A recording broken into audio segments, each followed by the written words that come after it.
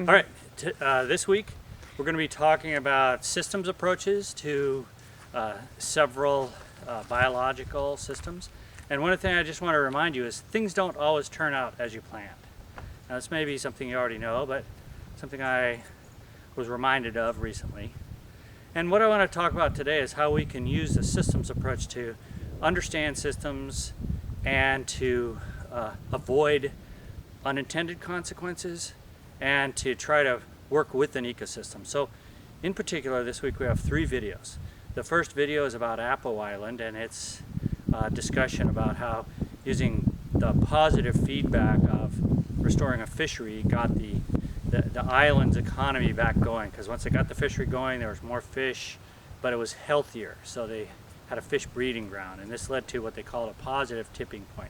And that's really what we're going to talk about in class, is just positive feedback. And then the other one is Brook Trout Lake, and this lake had essentially been poisoned by the acid rain. But once they got the biological community back up and running, it sort of took care of that, and it was slow to go at first, and then it started to recover. So these are 2 examples of good positive feedback. We'll also have some readings and other references to bad positive feedback, such as runaway climate change, or scenarios, runaway climate change scenarios, or sort of pollution that causes more damage than expected.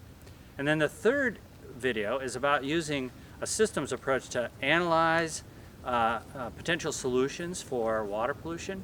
And in this case it's based out of Albany, Oregon, where they used a systems approach to design a set of water holding tanks and marshes, artificial marshes, to treat the water for both temperature and chemicals. And so they use that systems approach to provide green infrastructure to replace what was otherwise would have been handled by huge concrete structures. So again, these are examples of the systems approach used to create good things and come out with a positive outcome. But just to remind you, one of the aspects we're going to be looking at for the positive feedback in particular is when things just don't go the way you planned and something happens, and you have to be prepared for that.